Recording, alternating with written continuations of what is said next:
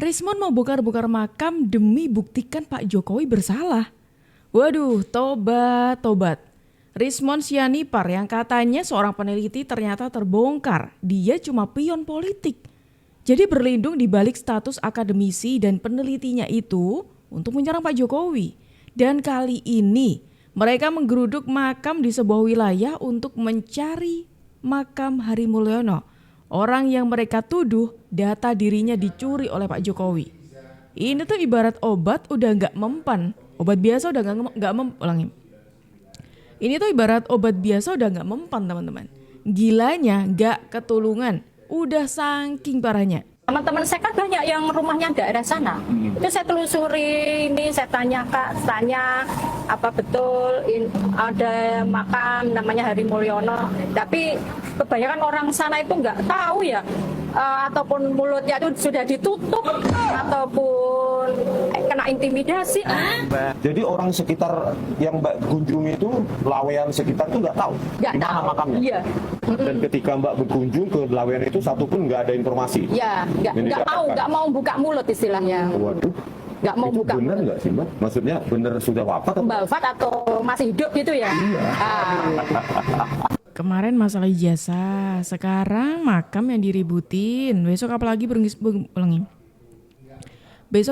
Rismon, kok rasa-rasanya Anda ini beberapa waktu belakangan sering banget geruduk-menggeruduk. Tapi hasilnya apa? Zong, nggak ada hasilnya.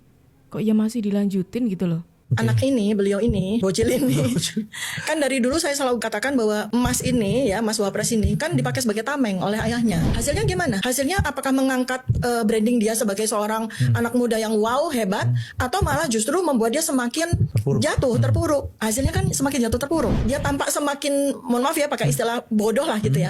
Dia tampak semakin tidak berkualitas gitu, secara kognitif gitu kan. Semakin menjadi gitu. Jadi kalau Penyakit orang tuanya jiwa. seperti itu, anaknya bisa seperti itu. Iya, ada tren Cucunya genetik. juga seperti itu. Wah, ini sama seperti yang satu tadi tuh Bung Rismon. Kalau Bung Rismon lagi gencer banget mencari-cari info-info, salah satunya mencari info makam Hari Mulyono, yang mana gerombolan mereka tuh menuduh kalau Pak Jokowi mengambil datanya dari Pak Hari Mulyono.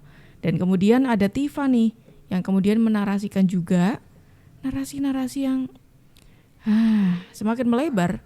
Dia mengatakan kalau Pak Jokowi hanya menggunakan Gibran sebagai tamengnya. Waduh, emang Anda tidak melakukan itu ya, Bung Dr. Tifa? Bukannya Anda selama ini melakukan itu? Tameng Anda itu adalah gelar Anda. Anda selalu bersembunyi di balik gelar Anda, gelar akademisi Anda, dan lain sebagainya. Sahabat saya, almarhum Hari Mulyono. Almarhum Hari Mulyono adalah adik ipar Jokowi. Dia adalah suami dari Hidayati yang saat ini dinikahi oleh Anwar Usman, mantan Ketua Mahkamah Konstitusi. Nah, ada video yang beredar, info yang beredar bahwa beliau itu meninggal secara mendadak. Saya ingin menjelaskan karena saya kenal dekat dengan beliau. Pak Hari itu orang baik dan insya Allah beliau husnul khotimah. Beliau tidak meninggal mendadak karena sudah beberapa waktu Pak Hari itu yang saya tahu beliau menderita sakit.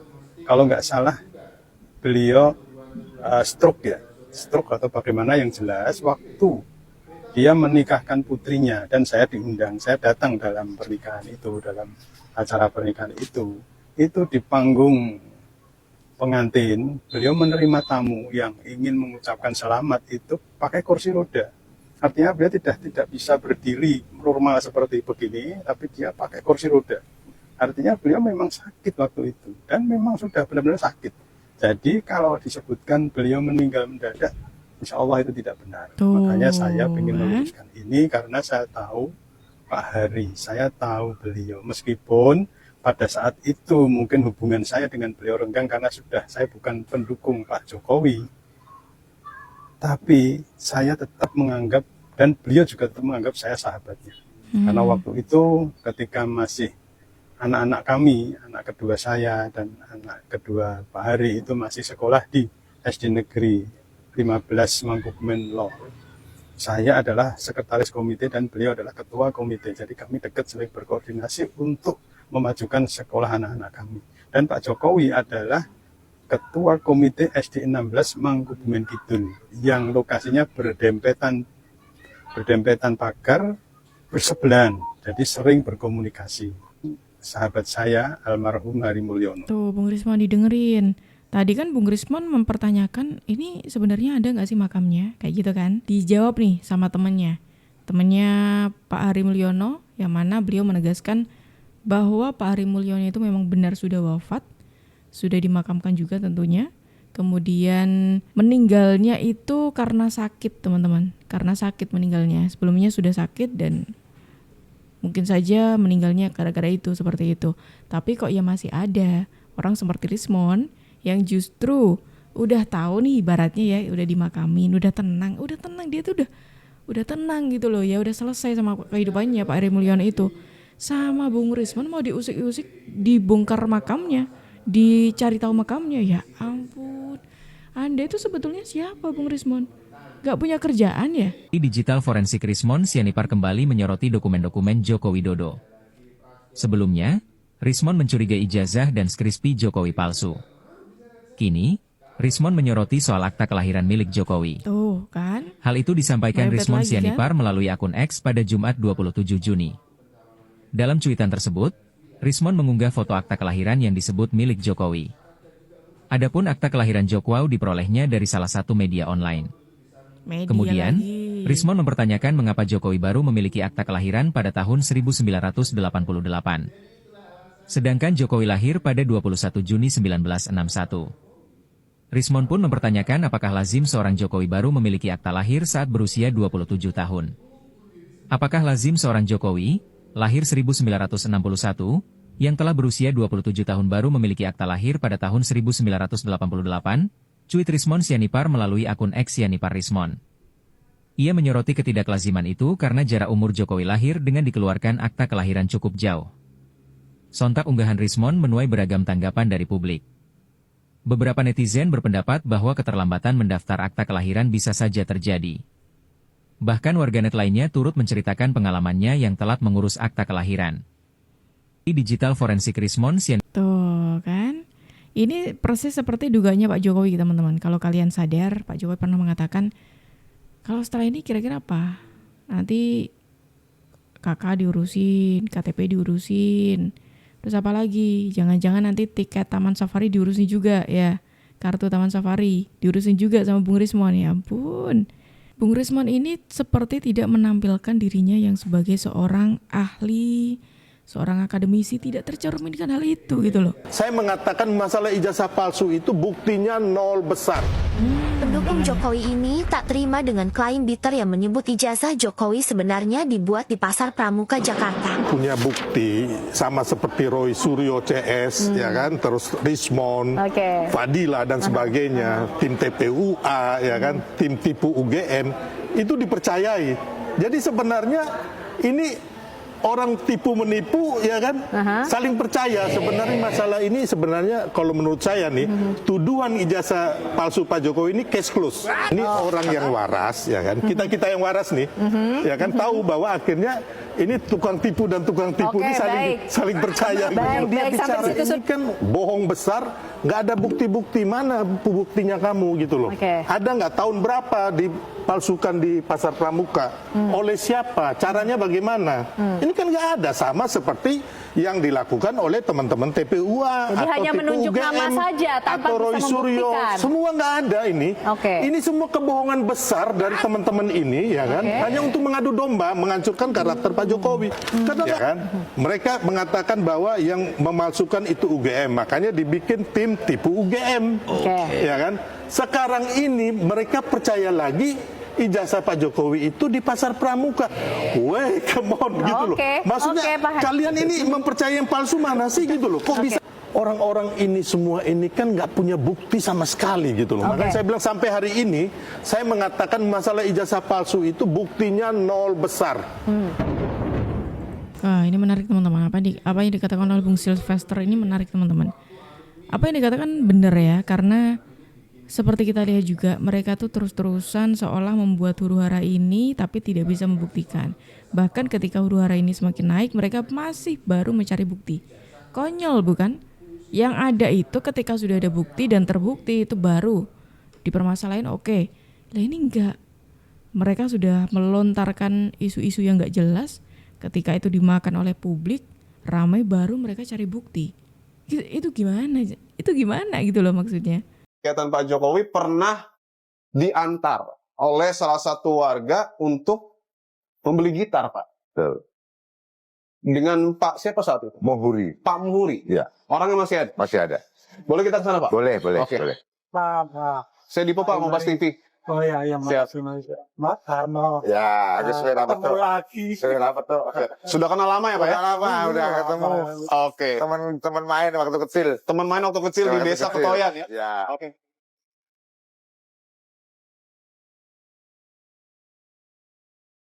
Pak Muhuri pernah bertemu dengan orang bernama Joko Widodo dan mengantarkannya beli gitar di tahun 1985. Betul, Pak? Ya kalau ngantar betul. Ceritanya saat itu gimana? Beli gitar terus diantar salah satu dari KKN itu. Oke. Kan yang paham di Solo. Yang paham di Solo. Iya. Oke, karena beli gitarnya di Solo ya? Di Solo ya. Terus diantar ke Solo. Oke. Naik Vespa, Vespa ya. berboncengan. Iya. Waktu ke Soloan mampir ke temennya, ke saudaranya. Ya. Sebelum Solo. Ya. Dia mampir. Saya kan ditinggal di motor. Oh iya. Dia mampir. Tapi di sana kan ada toko kayu. Tapi bukan kayu kecil enggak. Gelondong. Oke. Kayu Lak. gelondong. Lak. Lak-lak. Pernah nanya juga mungkin fakultasnya pada saat berkuliah? Oh saya nanya.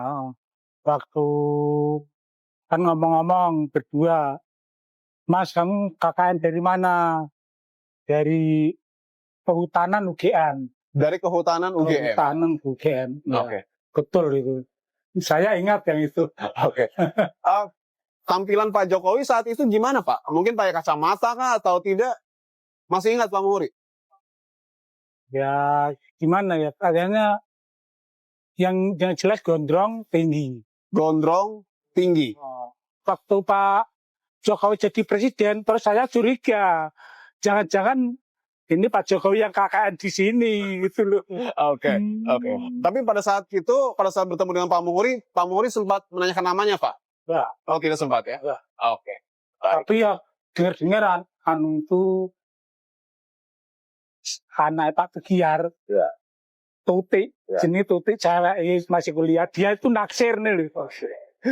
Naksir namanya Dodo gitu, saya ingat itu. Kegiatan Pak Jokowi pernah diantar oleh... Saudara, saya baru saja tiba di desa Ketoyan yang disebut menjadi lokasi KKN Presiden ke-7 Joko Widodo dan juga disebut oleh Roy Suryo CS sebagai desa fiktif. Saudara, untuk pertama kali secara eksklusif saya akan tunjukkan ini adalah kamar yang dulu digunakan oleh Presiden ke-7 Joko Widodo pada saat melakukan KKN di desa Ketoyan. Saat itu Bapak mungkin masih ingat tempat tidurnya di mana, Pak? Jadi sini Diisi oleh 2 orang ini. 2 orang ya. Saya dapat informasi juga Pak Muhuri pernah bertemu dengan orang bernama Joko Widodo dan mengantarkannya beli gitar di tahun 1985. Betul, Pak? Ya kalau ngantar tuh. Simon Sianipa datang ke Kecamatan Wonosegoro dan menyebut desa Anda sebagai desa fiktif. Sebagai pamong desa atau perangkat desa yang aktif sekarang, terus terang siapapun itu orangnya yang menyebut desa Ketoyan fiktif, argumen yang sangat keliru, tidak berdasarkan fakta yang ada. Saudara, saya baru saja tiba di Oke, itu tadi teman-teman penelusuran dari Kompas TV ya. Ternyata dari mulai mereka itu tidak punya bukti, sukanya dadakan, kayak seolah mereka yang memproduksi isu itu kayak gitu.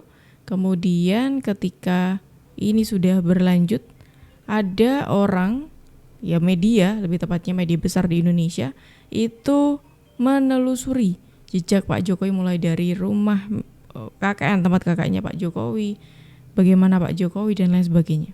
Sekian. Di sini ada persil berapa, persil itu letak di sini ditandatangani oleh lurah terdahulu Pak Jento. Itu ditandatangani tahun 1963.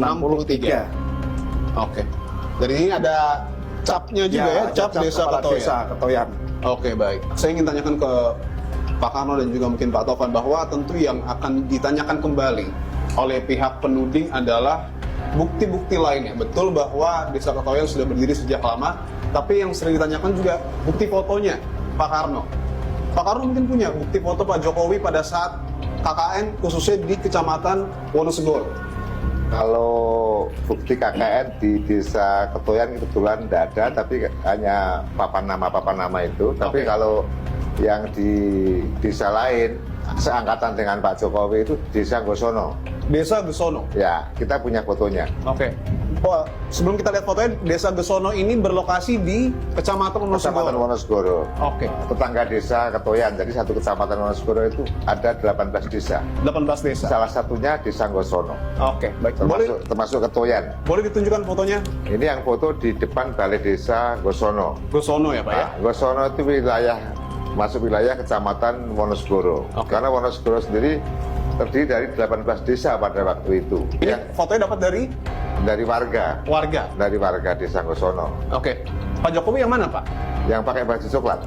Boleh saya tunjukkan ya? Boleh. Saya akan tunjukkan saudara, ini adalah foto KKN dari Presiden ke-7 Republik Indonesia pada saat bermain ya. Mungkin di Desa Gosono. Saya akan tunjukkan. Kemungkinan besar Pak Jokowi adalah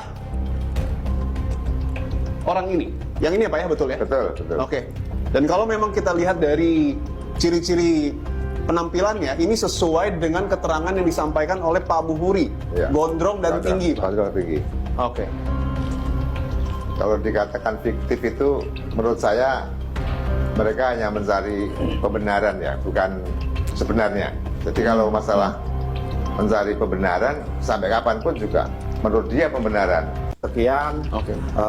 Di sini ada persil berapa, persil itu letak di sini ditandatangani oleh lurah terdahulu Pak Jento. Nah, ini dari Kompas sudah bergerak mencari-cari informasi mengenai masa lalunya Pak Jokowi. Sudah ada hasilnya tuh. Sudah ada bukti-bukti yang terungkap pada akhirnya. Tapi yang sono tuh ya, ketika cara ini gagal, pakai cara lain lagi. Cara lain yang gagal, cara lain lagi. Pokoknya kayak gitu yang mereka lakukan itu. Walaupun mereka itu kalah 1000 ya, saya menganggap mereka ini tidak ada hal yang baru yang mereka sajikan di dalam kasus ini. Karena semuanya itu rata-rata omon-omon semua gitu. Omon-omon ya. Mungkin tidak sekarang, mungkin saat kamu tua, atau mungkin keluargamu nanti yang akan menerima akibat perbuatanmu ini. Ya, semoga kamu sadarlah sebagai seorang yang beragama. Orang beragama itu semakin ilmunya banyak, harusnya tidak menghujat. Harusnya semakin dia merunduk, ya tidak sombong. Ingat ya, nanti kamu akan termakan dengan kesombonganmu sendiri. Hati-hati itu. Adalah penjajah, penyandera, dan penjahat. Bahwa PDIP... Aku prihatin ya lihat beliau seperti ini, Kurnia. Kenapa ya kamu ini kayak tokoh yang agamis, ngerti tentang agama daripada saya. Tapi kamu seakan-akan kok nggak ngerti ya, tertutup pengertianmu tentang agama dengan ambisimu. Dan kamu bilang Pak Jokowi penjajah tanpa bukti. Kamu menuduh Pak Jokowi penjajah dan penyandera tanpa bukti. Dan sekarang kamu suruh-suruh Bu Megawati untuk mendukung apa yang menjadi kebencianmu. Sedangkan Pak Jokowi nggak pernah untuk mengusik kamu.